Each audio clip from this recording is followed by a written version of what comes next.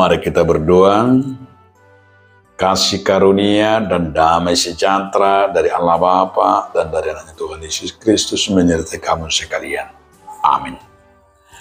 Bapak, Ibu, saudara-saudaraku dalam nama Tuhan Yesus Kristus, marilah kita mendengarkan firman Tuhan hari ini yang tertulis dalam kitab 2 Tesalonika 3 ayat 16. Dan Ia Tuhan damai sejahtera, kiranya menganugerahkan damai sejahteranya terus-menerus dalam segala hal.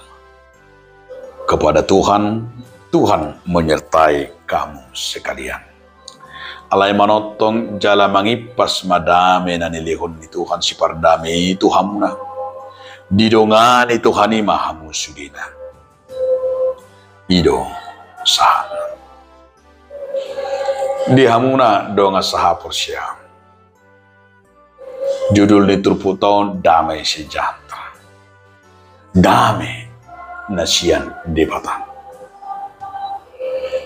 Di soma patuduh honota songon na nihatan itu hatta sadarion halak pardami hita. Alania Allah itu sada senjata itu parangeta, bahwa Tuhan selalu menyatakan kepada kita senjata kita dalam hidup ini hanya satu, yaitu damai sejahtera.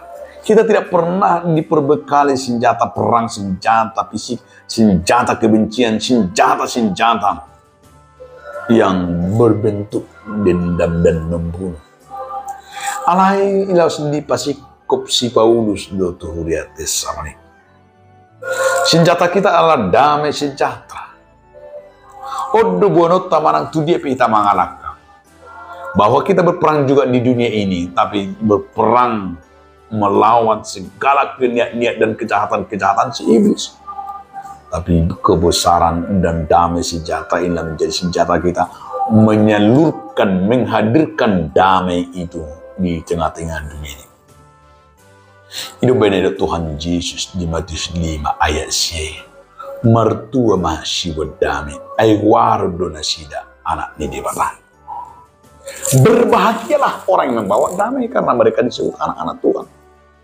Kedamaian itu Allah yang kita katakan kebahagiaan yang membawa damai ini.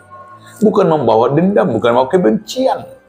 Tapi kita lihat akhir-akhir ini di tengah-tengah bangsa kita ini, di tengah-tengah gereja, kita itu seolah-olah sudah kehilangan damai sejahtera. Seolah-olah kita dipenuhi dengan segala pertikaian dan kebencian. Dan kita juga seolah-olah kita Allah mau diajak untuk berperang, mau diajak untuk saling, yaitu menonjolkan diri dan menyatakan diri kita yang paling benar. Kita lihat begitu banyak gereja-gereja sekarang yang penuh dengan kebencian, penuh dengan pertikaian.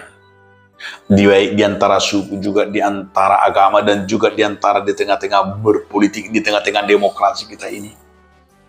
Kesenjangan-kesenjangan itu begitu menampak. Dan keributan-keributan dan pertikaian-pertikaian itu. Nah, disinilah kita mau menyadari bahwa Paulus mau menyatakan kepada jemaat di Tesalonika, bahwa dikatakan bahwa damai sejahtera, karena Tuhan mengaruniakan damai sejahtera bagi orang yang percaya. Dan kita akan terus-menerus disertai oleh damai sejahtera itu. Ketenangan. Karena damai sejahtera itu membuat kita tenang melangkah dalam hidup ini.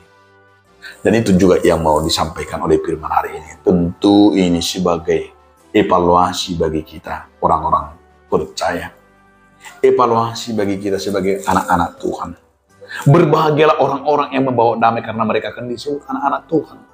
Apakah saya sudah membawa damai? Jika saya belum dapat membawa damai, berarti saya tidak anak Allah.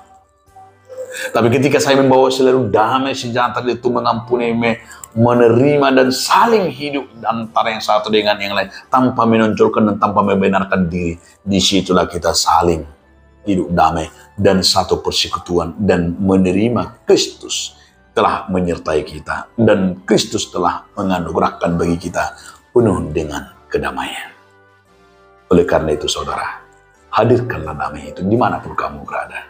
Hadirkanlah keadilan itu, hadirkanlah kuasa Roh Kudus sebagai bukti bahwa Tuhan menyertai kita. Amin.